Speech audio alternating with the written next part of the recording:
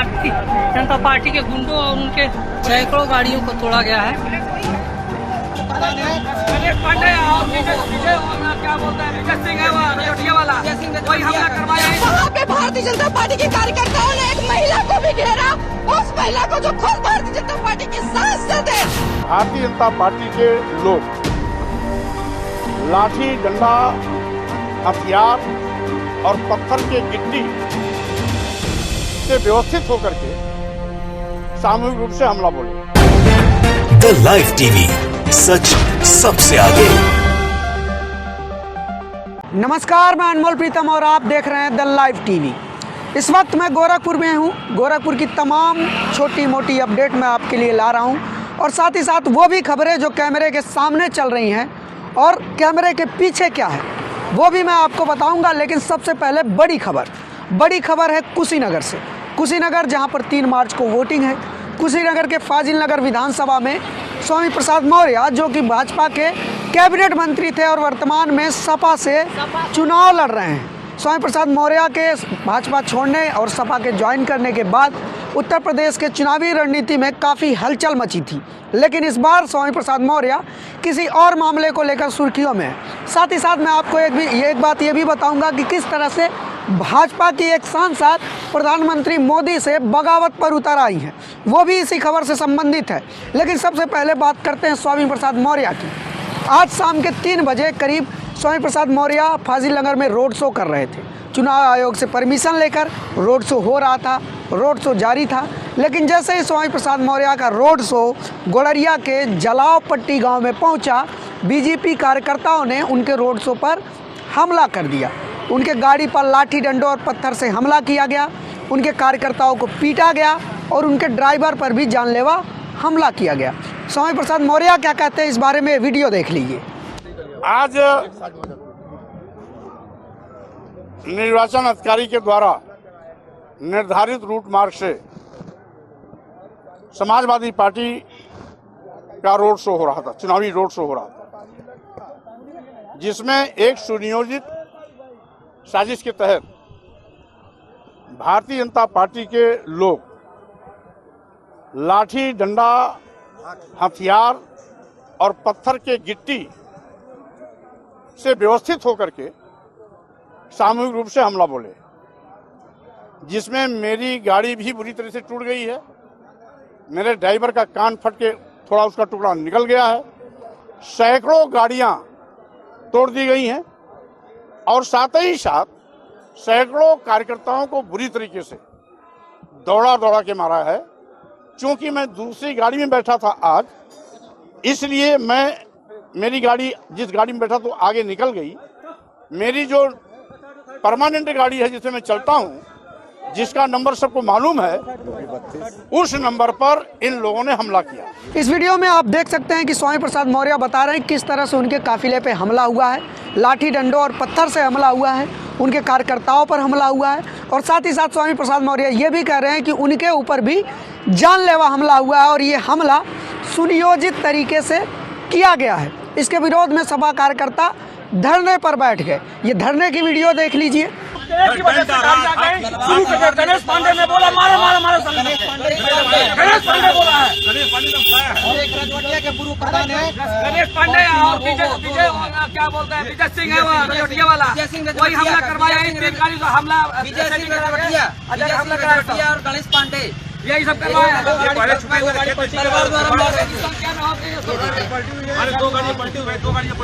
दो गाड़ियों को बुरी तरीके से फोड़ दिया गया है। तो आपने देखा कि किस तरह से समाजवादी पार्टी के कार्यकर्ता चुनाव आयोग के खिलाफ धरने पर बैठ गए हैं, हमले के खिलाफ। अब ये वीडियो देखिए जिसमें गाड़ियों को तोड़ा गया है। किस तरह से आप 2 विन में वीडियो देख सकते हैं कि किस तरह से गाड़ियों पर पत्थरों का हमला हुआ है, शीशे टूट गए हैं और कितनी बुरी तरह से हमला हुआ है। लाठी डंडों से देखिए पूरी की पूरी गाड़ी खराब हो गई है। अब यह हमला कितना ज़बरदस्त रहा होगा, इस बात का अंदाज़ा आप इस वीडियो से लगा सकते हैं। लेकिन इसके बाद से जो तूफान उठा है, जो सैलाब उठा है, जिसने उत्तर प्रदेश की राजनीति को हिला दिया है और कुशीनगर जो कि गोरखपुर के मठ से करीब है, योगी आदित्यनाथ के गढ़ के एकदम बिल्कुल पास है। ये कहा जा रहा है कि मठ के प्रभाव में कुशीनगर में भी भाजपा के तरफ वोटिंग होगी।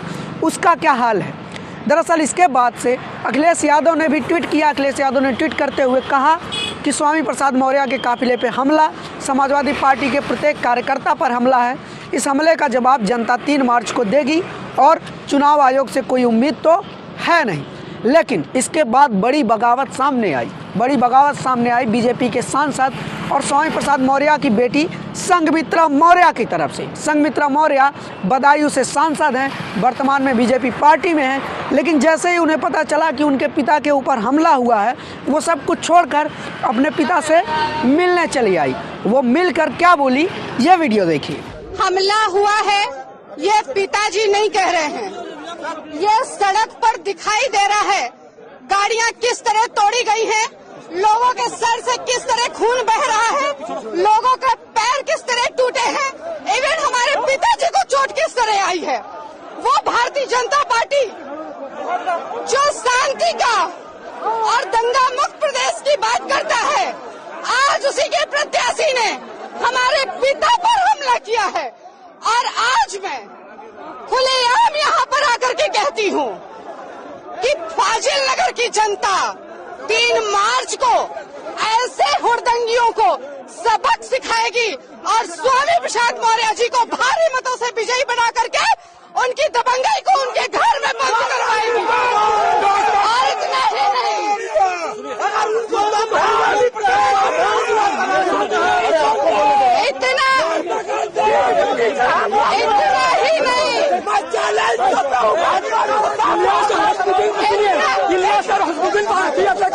इतना ही नहीं, इतना ही नहीं, जब मुझे कुशीनगर में पता चला कि पिताजी पर हमला हुआ और मैं आ रही थी, तो पीछे बाजार में हमें भी घेरा गया और जब वहाँ पर पुलिस पहुँची है तो 5 गाड़ियों की फोर्स हमें लेकर वहाँ से बचा के आई है।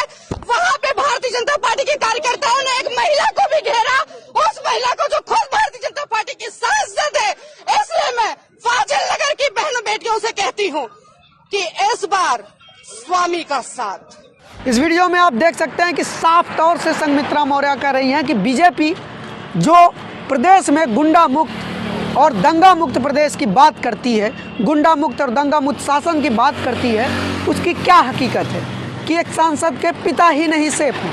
यहाँ तक कि संघमित्रा मौर्य ये भी कह रही हैं कि जब उनका काफिला, जब वो अपने पिता से मिलने आ रही थी तो उनको भी घेरा गया और 5 गाड़ियों की सिक्योरिटी लगानी पड़ी, तब वो जाकर अपने पिताजी के पास आ सकी।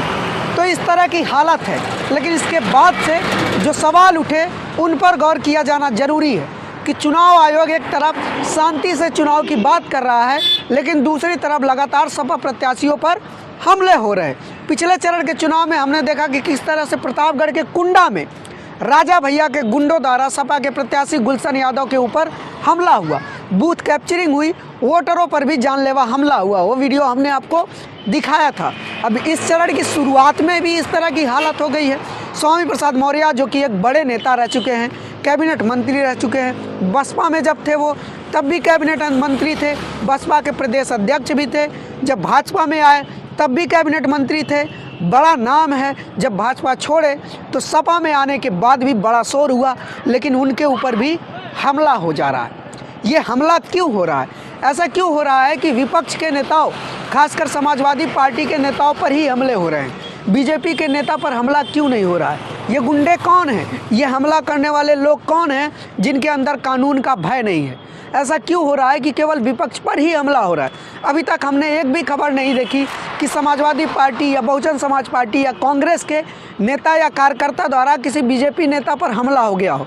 लेकिन समाजवादी पार्टी के नेताओं पर हमला हो रहा है, एक तरफा हमला हो रहा है, लेकिन शासन प्रशासन कुछ सीख नहीं रहा है। अगर कुंडा से कुछ सीखा होता प्रशासन ने, चुनाव आयोग ने, तो स्वामी प्रसाद मौर्य पर हमला नहीं होता। लेकिन स्वामी प्रसाद मौर्य पर हमला हुआ है, इसका मतलब ये है कि चुनाव आयोग ने कुछ सीखा नहीं है। और जिस तरह की शक्ति का दावा चुनाव आयोग कर रहा है, उस तरह की शक्ति दिख नहीं रही है। इसीलिए मैं कह रहा हूँ कि गोरखपुर में और पूरे उत्तर प्रदेश में जो शांति के माहौल का दावा किया जा रहा है, दरअसल वो सन्नाटे का माहौल है। गोरखपुर में 4 दिन पहले जो लोग वोकल थे, जो वोटर वोकल थे, जो आम नागरिक बोल रहे थे, कैमरे पे अपनी बात रख रहे थे, चाहे योगी जी के समर्थन में हो, चाहे योगी जी के विरोध में, आज वो कैमरे पर बोलने के लिए तैयार नहीं है। सिर्फ योगी जी के समर्थन वाले लोग ही कैमरे पर बोल पा रहे हैं, विपक्ष वाले लोग कैमरे पर नहीं बोल रहे हैं। ये किस तरह का दबाव है, ये किस तरह का सन्नाटा है, ये किस तरह का डर है, ये भी समझने की बात है। लेकिन वोट तो डर से नहीं पड़ेगा। ईवीएम के अंदर जब व्यक्ति जाएगा तब आप उसे नहीं धमका सकते। आप धमका के उसे वोकल होने से तो रोक सकते हैं। गुंडों का डर दिखाकर, प्रशासन का डर दिखाकर, बुलडोजर का डर दिखाकर आप वोटरों को नहीं रोक पाएंगे। आप उनके बोलने पर पाबंदी लगा सकते हैं, वो भी महज कुछ दिन के लिए। लेकिन ये जो पाबंदी चल रही है, एक अनकही पाबंदी है जिस पर कोई चर्चा नहीं है, कोई बात नहीं है, कोई डिबेट नहीं है। ये बात जो भी मीडिया वाला गोरखपुर में आ रहा है वो जान रहा है। यही कहानी अयोध्या की भी थी कि अयोध्या में जो साधु संत पहले विरोध में बोलते थे वो अचानक से चुप हो गए, वो नहीं बोल पा रहे थे क्योंकि बोलने पर पहरा है। लोकतंत्र के सबसे बड़े पर्व में, लोकतांत्रिक व्यवस्था के चुनाव में लोगों को बोलने की आज़ादी नहीं है। ये किस तरह की सरकार है और ये किस तरह की पिछले 5 साल में गुंडा मुक्त, दंगा मुक्त प्रदेश का दावा किया गया कि आज आम वोटर वोकल होकर नहीं बोल पा रहा है। इसके पीछे का सच जानना जो बहुत ज़रूरी है और यह भी जानना बहुत ज़रूरी है कि आखिर ये जो सब कुछ हो रहा है ये किसकी सह पर हो रहा है। आखिर एक विशेष पार्टी के कार्यकर्ताओं में इतना गुंडागर्दी करने की हिम्मत कैसे आ जा रही है, जबकि बाकी पार्टी के कार्यकर्ता शांत हैं, पिट रहे हैं, प्रत्याशी तक पिट जा रहे हैं। और ईवीएम की गड़बड़ियाँ लगातार आ रही हैं, ईवीएम की शिकायतें आ रही हैं। पिछले चरण में 200 से ज़्यादा जगह पर ईवीएम खराब हुई। सिरातू में, कुंडा में, प्रयागराज में, कौशाम्बी में लगातार इस तरह की खबरें आती रहीं और लगातार इस तरह की खबरें आने के बावजूद भी हम ये उम्मीद कर रहे हैं कि चुनाव निष्पक्ष हो रहा है। चुनाव कितना निष्पक्ष हुआ, रिजल्ट कितना साफ रहा, ये 10 मार्च को पता चलेगा। इसी बीच लखनऊ से भी खबर आई कि ईवीएम जहां पर रखी जाती है स्ट्रांग रूम में, वहां पर अधिकारी की गाड़ी लेकर कुछ अनजान लोग घुस गए और ईवीएम से हथौड़ी लेकर छेड़छाड़ करने की कोशिश भी की गई। ये सारी घटनाएं लगातार हो रही हैं। इतनी सारी खबरें, इतनी सारी घटनाएं, इन सब पे नज़र रखना ज़रूरी है और साथ ही ये भी जानना ज़रूरी है कि चुनाव कितना निष्पक्ष हो रहा है। इसीलिए ये सारे सवाल, ये सारी खबरें हम आपके लिए ला रहे हैं ताकि आप भी जानते रहें कि ये चुनाव कैसे हो रहा है। ऐसी और बहुत सारी तमाम अपडेट गोरखपुर से मैं लाऊंगा। कैमरे के पीछे जो चल रहा है वो भी बताऊंगा। कल के अखबारों की भी विश्लेषण करूंगा कि अखबार क्या चला रहे हैं, लोगों के वोट के एक दिन पहले अखबार क्या छाप रहे हैं, वो सारी चीज़ें मैं आपको बताऊंगा। लेकिन इसके लिए आपको हमारे साथ बना रहेगा।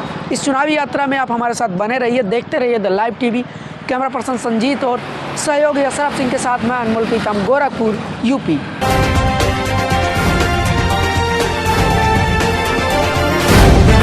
द लाइव टीवी, सच सबसे आगे।